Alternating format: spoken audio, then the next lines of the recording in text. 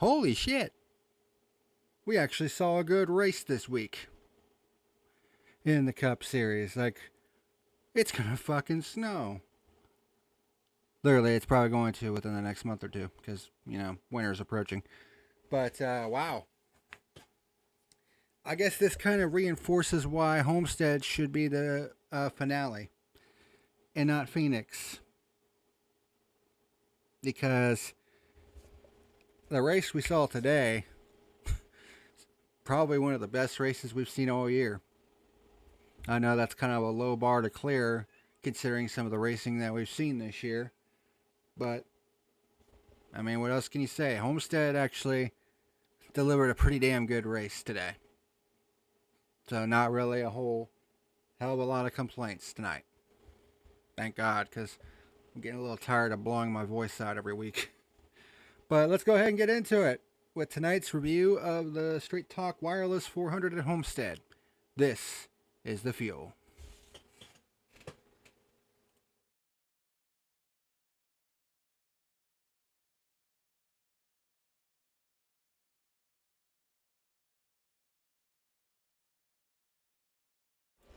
This Reaper Oil Company. Tune until after the video to learn how you can save 10% off of your order.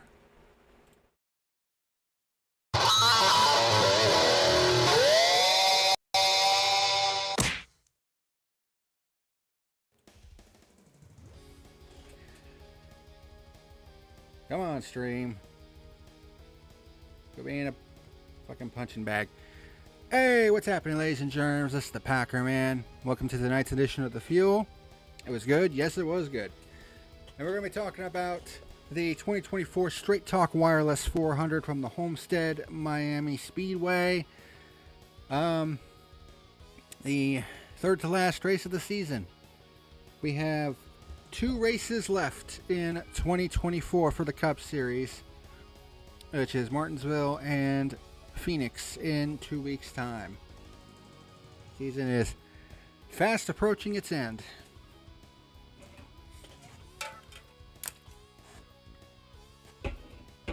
And after the absolute fucking nonsense of last week, I didn't really have a whole lot of expectations coming into this week's race at Homestead. Wow. That's all I can really say is wow. We actually saw a damn good race today. First stage was kind of it didn't really seem like a whole lot was happening in the first stage. Stages 2 and 3, on the other hand, we saw some good racing, some good battles, some strategy being played.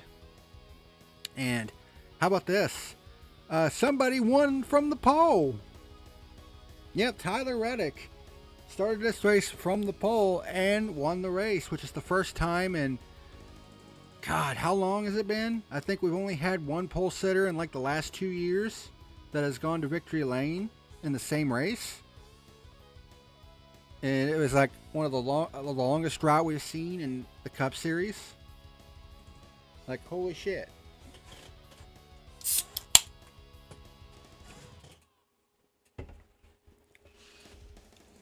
And the racing was pretty damn good.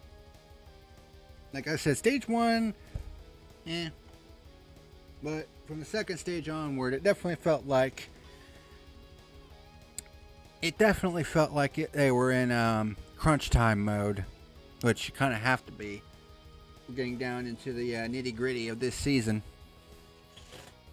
and we saw some good racing as a result.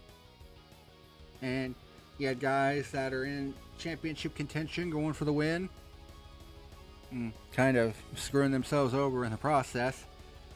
But like the title of this episode says, Reddick needs to thank his lucky stars. Because they tried some strategy in stage 3. It didn't really work out. And then somehow it did. It didn't work, and then it did work. And it just shows you how topsy-turvy motorsports can be. So, why don't we go ahead and get into the race review, since I don't really have a whole lot of complaints to talk about. So, getting into things. Stages broke down like this. There were 80, 85, and 102. As per the usual on the mile and a halves. Mile and a half, 400-mile races. So, Reddick starts from the pole, and we immediately had a caution on the first lap. I was like, I hope that's not an indication of what's going to happen in this race. Thankfully, it wasn't. But Justin Haley basically tried to cut down in front of Stenhouse early on and basically comes across his nose. And you all know I'm not the biggest fan of Ricky Stenhouse, but, I mean, I'm not going to put that on him. I mean, that was just Haley, cutting down in front of the 47. That was probably more on the spotter than anything else. Like, you're not clear. And it's also kind of silly to do that move on lap 1 of all laps. But it was just a harmless spin. Nobody else got into it. So there's that. So we got our first restart on lap 6. We had a battle at the front between Reddick, Bell, Larson, and Wallace. Bell actually took the lead for a lap, and then Reddick took it back. So we had our first pure lead change on lap 7. We had a battle for third between Elliott, Bell, Wallace, and Hamlin. Let me rephrase this. The first part of stage 1 was actually pretty good, but as the stage went on, it kind of settled down a little bit, and it wasn't really as good near the end. It felt like, at least that's how it was to me. First part of stage 1 was pretty good though, because there were some good battles. Bell starts dropping back to the top 10 a little bit. William Byron kicks off green flag stops on lap 33, and Elliott actually cycles out with the lead, with Reddick back to third. We had our second caution on lap 47 when Kyle Larson loses a right rear tire in turn 2. Thankfully, because he was near the wall, he didn't absolutely cream it like we've seen so many times. So, actually did minimal damage to the car. It took him a while to get back up towards the front, but he was able to recover. Tell you what, this round of 8 is really testing that 5 team, to say the least.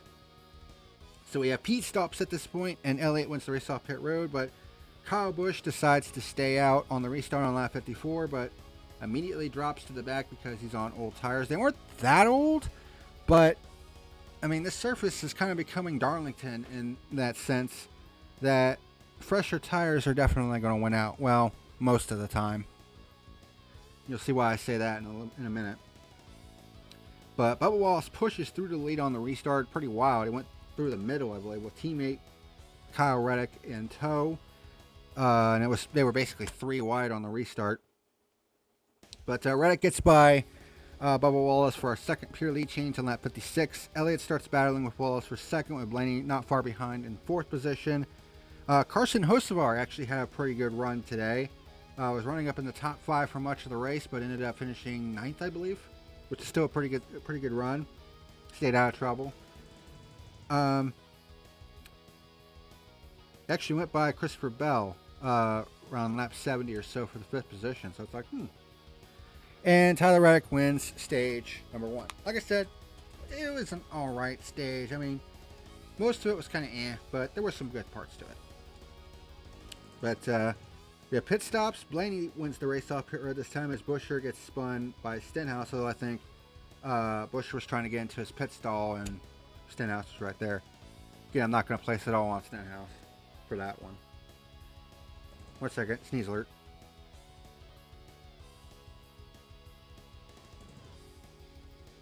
False alarm. It was building up.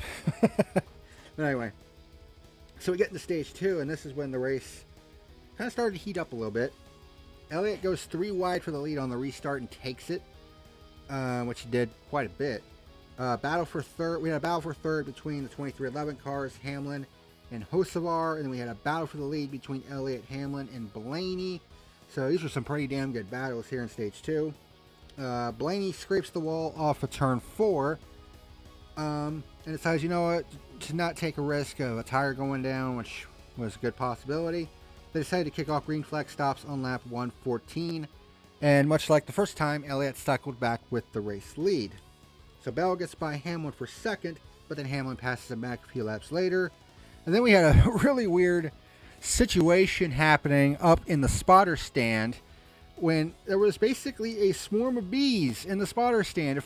I was watching it with my stepfather at his cousin's place today, and we were watching it, and and his cousin made the note that there was a bunch of bugs flying around all there, and then we heard, the commentator say that's not bugs, it's bees. It was like a swarm of fucking bees just swarming around the spotter stand. I'm just like, holy shit. It's like, I hope you have your EpiPens ready, especially if you're allergic, because holy shit, that's a lot of bees. So that couldn't have been fun, being up there in that spotter stand, having to deal with that shit. But anyway, we had Chase Elliott and Denny Hamlin fighting hard for the lead at this point. Like, they were going at it. Of course, those two, do have a little bit of a history. And we got our third pure lead change on lap 160 with Hamlin getting to the lead. He actually did the usual strategy that he usually does, is staying out long and then getting on fresh tires and basically moseying his way back to the front. And it worked in this case, as he ended up winning stage number 2.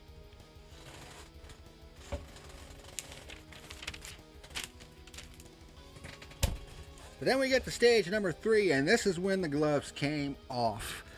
Because these guys were just going at it for this race win. So we had pit stops. Elliott wins the race off pit road. So he leads the start of stage number 3. Bell led the first lap, but Elliott gets it back on the next lap for a fourth pure lead change. And then Ryan Blaney gets up there. And I tell you what, these two guys are best friends off the track. But they certainly don't seem like it on the track, because these two are going back and forth, back and forth, back and forth over this first part of stage 3, trading the lead 3 times between them.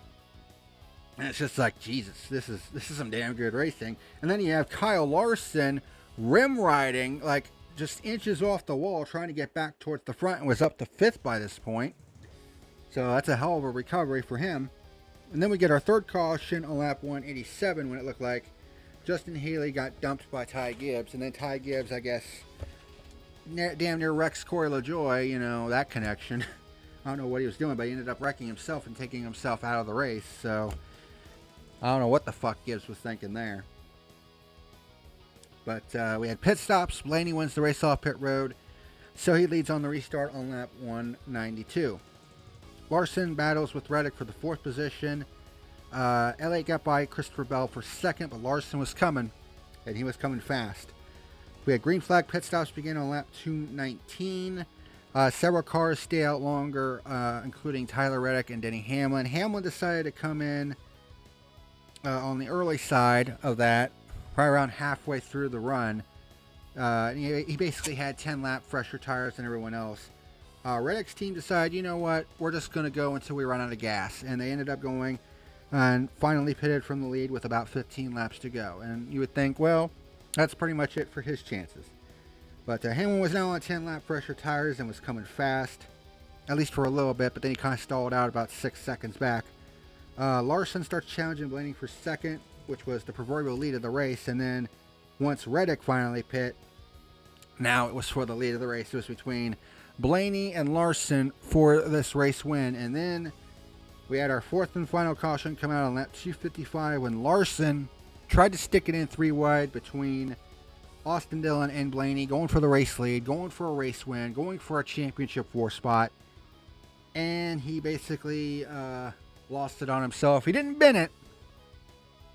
He didn't crash it, because he managed to slide it, but got back under control, and actually only lost 1 spot because Hamlin was so fucking far back that Hamlin was able to catch up, but Larson only dropped back to 3rd. But that was pretty much it. He wasn't really a factor after that, especially after pit stops. Although the reason why he had a slow pit stop was because one of the pit crew guys had to get up underneath the car because one of the flaps that are under there. Because what happens is when the car spins around backwards, the roof flaps on the roof usually deploy, and when they deploy, there's a flap underneath near where the diffuser is that also opens to try to keep the car on the ground. And one of the pit crew members had to basically go up underneath and slap it back into place. He actually did a pretty good job, all things considered. considering that he had to basically dive under, slap it up, and then roll out of the way. He did it all in like 2 seconds, which is pretty damn impressive. So Blaney wins the race off pit road, but Reddick stays out, which, I mean, obviously. He was on, I think, 2 or 3 lap older tires, which we've seen not exactly the greatest. But Reddick still had a pretty good car. So it was like, okay, let's see what happens here. So we get our final restart on lap 261, which was 7 to go, where Tyler Reddick as the leader, but Hamlin powers to the lead around the outside because he started right behind Reddick, went to the outside and just took off, which was kind of unusual because his car was not good on the short runs in this race. He was actually better on the longer runs, but they had to make some adjustments for the shorter run, and it actually fired off pretty good because it got him the lead.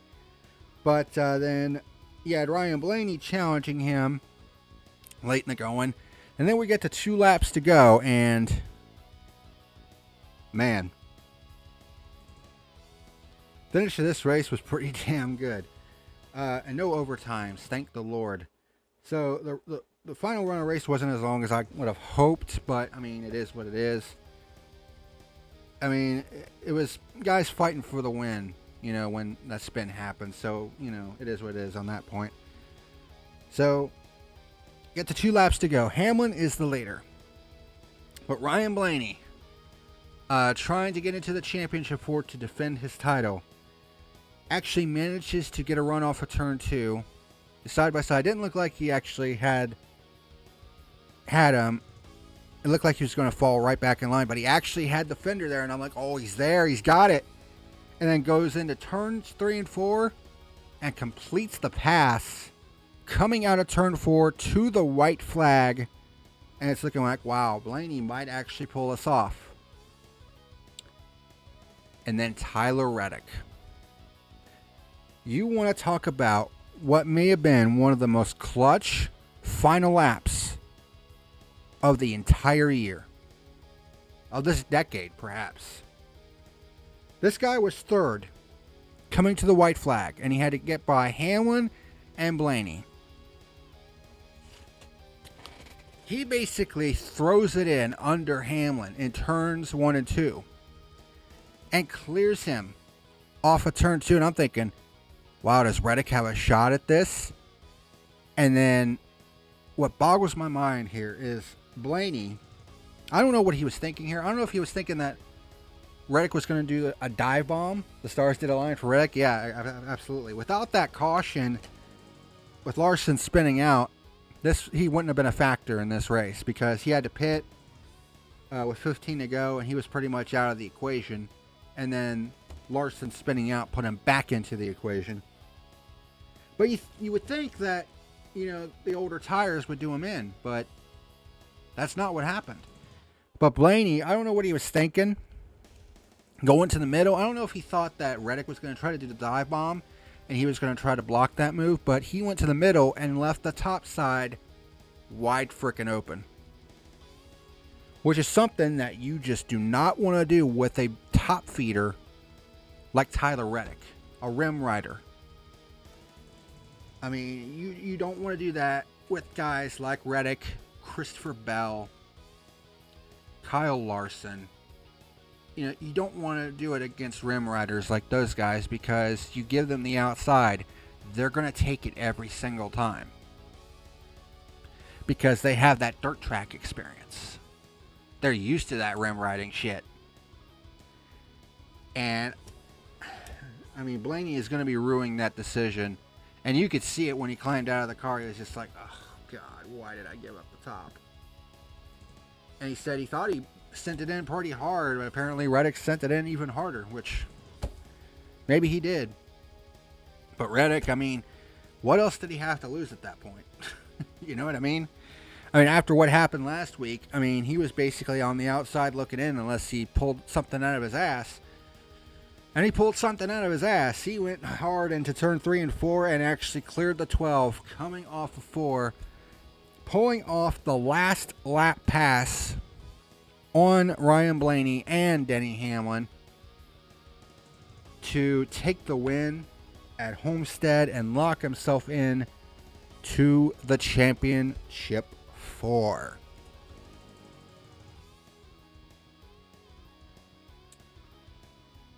Yeah, when you look at this race from top to bottom, just look at all the great racing that we saw in this race. Battles for the lead galore. Strategy.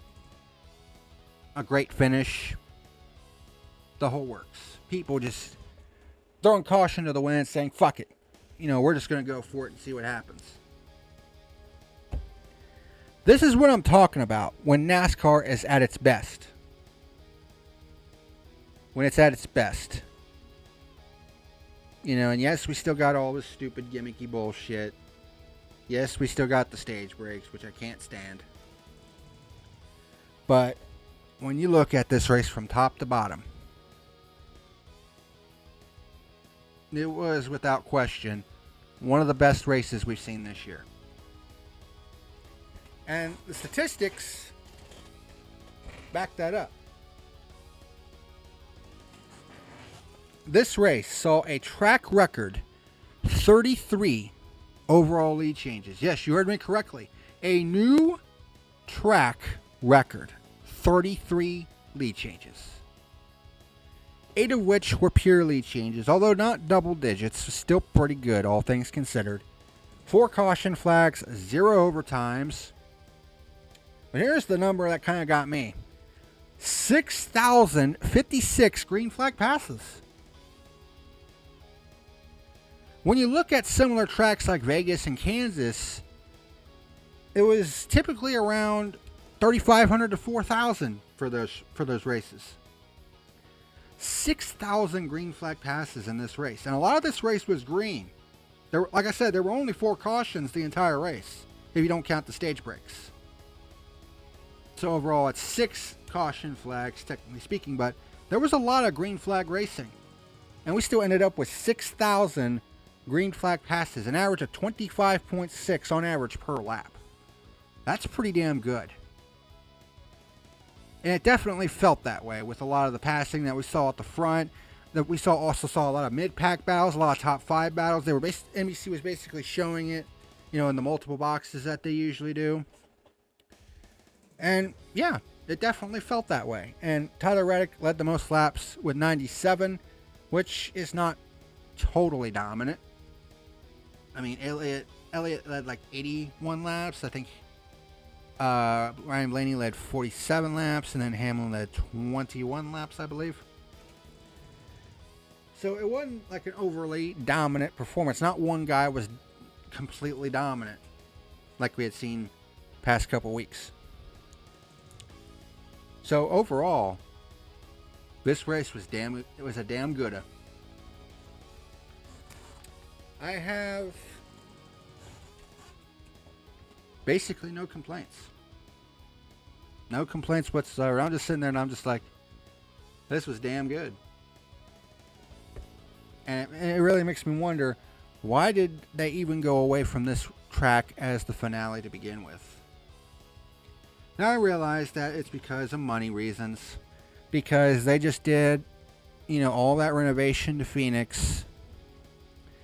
They moved the start-finish line to the back stretch where the dog leg is. Because they figured, well, something crazy might happen there. And even though we did kind of see it in the Xfinity Series when Daniel Hemrick won the Xfinity title, we haven't really seen that in the Cup Series, really. I mean, last year's finale was pretty solid, don't get me wrong, because we had that great battle between Blaney and Ross Chastain, and also you had Kyle Larson trying to win the championship, and then Blaney managed to catch him, pass him, and win the championship himself. So I'm not saying that Phoenix can't put on good racing at times. It's just a lot of times that track just puts on lackluster racing, and it didn't always used to be like that. Phoenix actually used to be a really good track, but then they started doing all these changes to it, like adding all that runoff room in the dog leg, where you see all these guys just, dive down, and all that other shit. And it's just like, it might look good on TV, but it's just, a lot of the changes that they made to Phoenix just, in my opinion, hurt the track more than it helped. I mean, it might look good on television, but as far as the on-track product is concerned, I can't believe Blaney flat out let Reddick beat him like that. You could see it on his face too. Like he was just like, he was shaking his head, and he was just like, why did I let him get to the outside? My only guess, and this is just speculative on my part, I can only guess that he thought that Reddick was going to do a dive bomb. Because that's typically what you see, on the last lap in these races, especially when they get a good run. You would think that, well, this guy's probably going to block me on the outside, so I got to try to do the dive bomb. So I'm pretty sure Reddick was kind of surprised when Blaney gave him the top. And I'm pretty sure Reddick was like, he's going to block me, and it didn't happen. And Reddick just kept his foot on the gas, and, you see the results.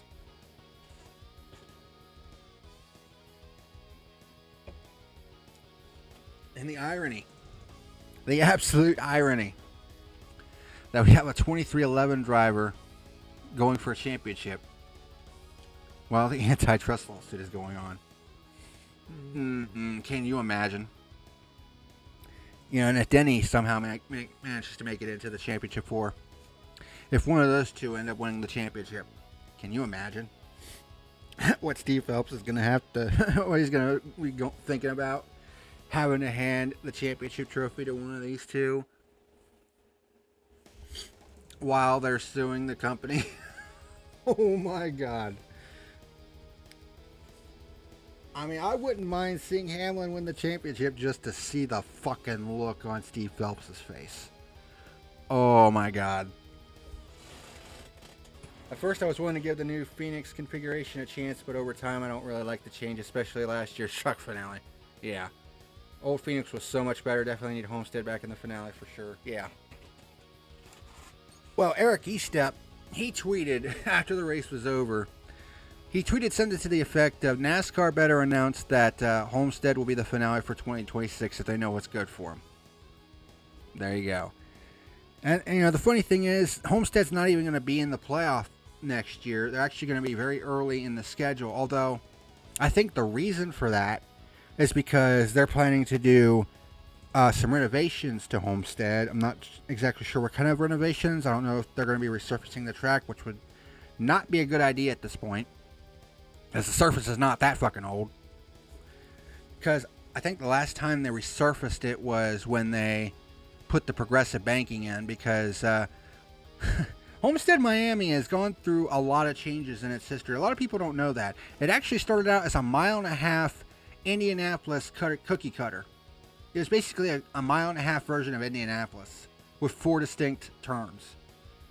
That's what it was when it started out. And then it was converted into a flat 1.5 mile oval, which didn't really lend to a lot of passing. And a lot of races at Homestead were actually pretty boring, to say the least.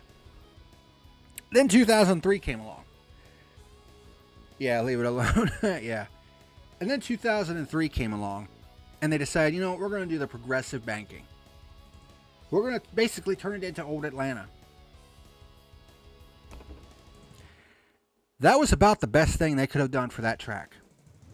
Give it the banking, basically make it like old Atlanta, when Atlanta was the season finale.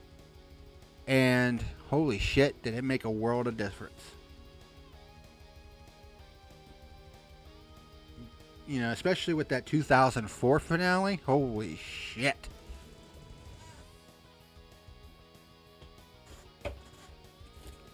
So yeah. Hopefully the renovations aren't adding like suites and shit. Don't touch the surface. Because the surface is 20 years old at this point, but it's right around that time when it's really in its prime state for racing. So I'm hoping that they're not repaving it, because that would be the worst thing they could do. But I'm thinking it's like renovations to like grandstands and suites and all that other shit. and hopefully that will become the finale for 2026. I mean, Phoenix as the finale in 2025 has been set in stone, unfortunately. So we gotta deal with this shit for 2 more years, this year and next year, with Phoenix as the finale. But hopefully 2026 will have Homestead back as the finale, which is its rightful place.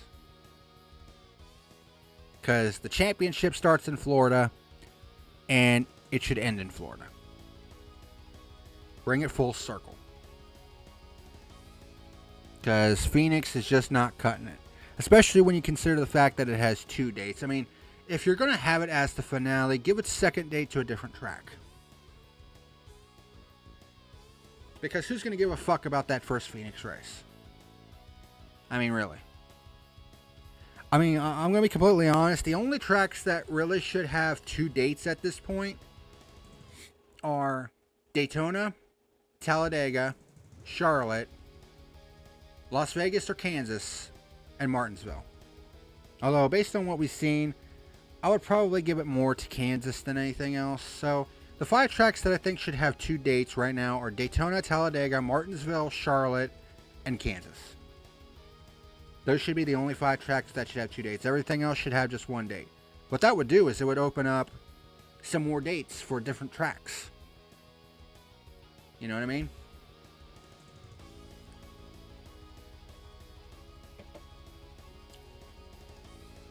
Which is why I wasn't against Richmond losing a date, because let's be honest here, the racing there hasn't been that great recently, and attendance hasn't been great either. And look what's happened with Dover. Look what's happened with Michigan. Look what's happened with Pocono. They went to 1 race, and the attendance figures for those races skyrocketed. So I think going to 1 date is going to benefit Richmond rather than hurt it. Because 1 date will make that race more special, in my opinion. And it'd be like, well, it might be one of our only times we get to, it's the only time we're going to get to see a race at Richmond in 2025, so let's make the most of it. Even though right now the racing really isn't that good, but that's neither here or there. That's more the car than anything else.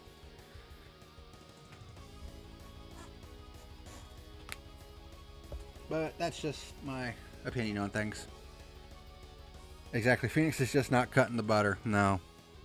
I mean, the finale last year was alright. Like, it wasn't the greatest, but, I mean, it wasn't bad either. It wasn't what I was expecting. I was expecting it to be total shit, because the last couple years had been like that. But 2023's finale was not that bad. So, I'm hoping for something kind of similish. Because, I don't want to have a championship in, like, say, 2022. I mean, the hype for that race was just at an all-time high, especially after the Hail Melon, and it just fell flat on its fucking face. And it certainly didn't help that Logano was the one who won the championship. And it's like, sheesh, you want to talk about an absolute buzzkill. But anyway, as for my final rating for this race, the Straight Talk 400, I was definitely debating about this, because it's like, this was definitely one of the best races of the year. There's no question. I looked at this race from top to bottom, and even though it didn't have, say, the pure lead change count of what we've seen at Talladega this year, I mean, the racing in and of itself was damn good. Strategy, battles all throughout the top 10. You had guys having to recover from stuff that happened, like Larson had that tire, came back, had a chance to win, and kind of threw it away. But, that's kind of what you want, though. You want guys that are willing to push the envelope to get to victory lane. I mean, it's simultaneously Larson's greatest strength and his greatest weakness, but he is a champion because of it. So, there is that. But my final rating for the 2024 Straight Talk Wireless 400, as the cat wants to get his photo shoot here, or his photo op rather, I'm going to give this race a 9. 9 out of 10. I don't think it's a 10. I don't think it's quite good enough to be a 10. But I would probably give this a low 9, which is still fucking fantastic. Because how many times have I awarded a 9 recently? Not very much. Talladega? Like, I think that's literally one of the only 9s I've given this year. So, it's refreshing, to say the least. And after last week's fucking shit-tastics, I'm happy to give a 9 this time around. Because the racing was actually damn good. And it was a hell of a battle at the end. And a clutch victory for Tyler Reddick. It was the regular season champion. And, you know, the playoffs haven't exactly been kind to him. So for him to get this clutch victory when he needed it, especially after last week when he did the terrible tumble down the front stretch, I mean, that's all you really need to say. He's got a shot at the championship 4, and this is exactly why he was hired for 2311. You know, he definitely has that potential to be a champion. I mean, he won back-to-back Xfinity titles, driving for 2 different teams. He drove for Junior Motorsports 1 year, and then moved over to RCR and did the same fucking thing. So, I think it was obvious right from the get-go that Reddick's got the talent to get the job done. Now he's got that opportunity.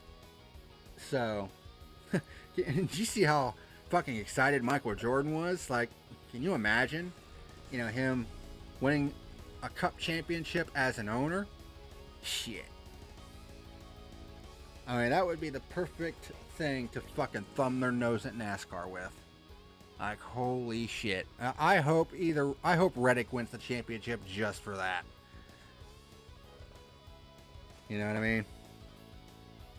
You're given a 9 at Atlanta, Bristol, and Fall Talladega. Oh, yeah. The first Atlanta race was damn good. Spring Bristol, yeah. And Fall Talladega. I've only given it 4 times this year. Yeah, Spring Atlanta was damn good. Because there was lots of good racing. And, of course, that 3-wide finish. Spring Bristol was good because they fucked the tire compound up and it turned into one of the best races we'd ever seen. Fall Talladega is good because, you know, they were literally going 4 wide for like 26 laps, which is crazy. And this race was good. So, like I said, we've seen good racing this year. It's been interlaced with a bunch of shit racing, which sucks. Especially when some of it had just dumb controversies that really didn't need to happen. So, you know, whatever. It is what it is. But today's race was good. I don't really have any complaints. I mean, we saw good racing all throughout the field, and I think it reflects 6,000 green flag passes on a 400-mile race on a 1.5 miles. That's pretty fucking impressive. Especially when you look at the averages for other similar tracks and similar distances. Like typically, the number you see at 1.5 miles, 400-mile races is between 3,500 to 4,000 green flag passes. That's usually the benchmark. And this race got over 6,000.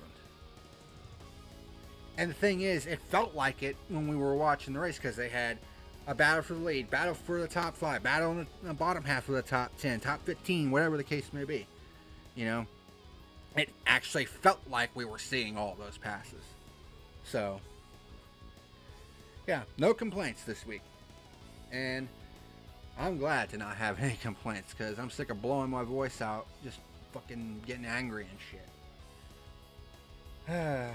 Hopefully Martinsville will deliver next week.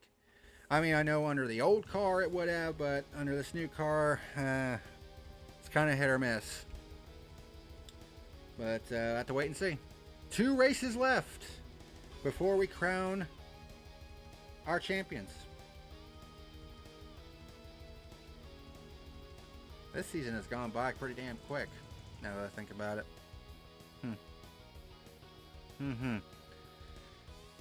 Well, all I can say is I hope Joey Logano doesn't win the fucking championship, because I'd probably be done with Cup for a while And the cat damn near knocks the camera over. Butthead. You're lucky I had your fucking cat-like speed and reflexes. Little shit.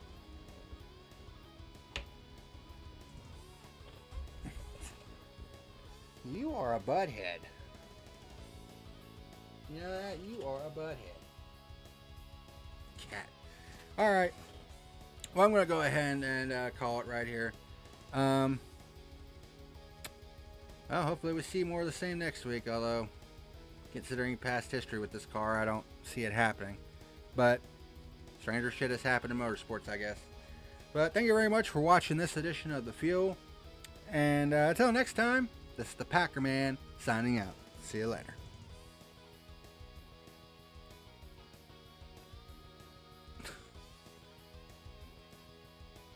Why are you rubbing your face against the camera? Butthead.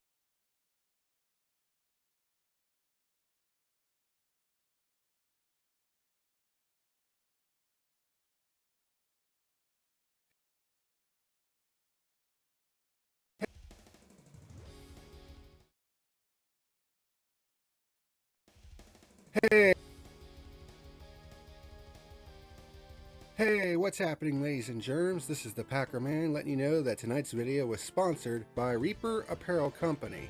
By clicking on the affiliate link down below in the description box, you'll be able to browse through many of their different wares, such as hats, t-shirts, hoodies, and other cool items. When you place an order and you go to checkout, be sure to type in the code PackerMan and you'll be able to save 10% off of your order. Reaper Apparel Company. Apparel to die for. Hey, ladies and germs, just want to say thank you for watching tonight's video. Be sure to hit that like and subscribe button, and also be sure to check out my second channel, Isaac the Survivalist. Thanks very much for watching, and I'll see you again next time.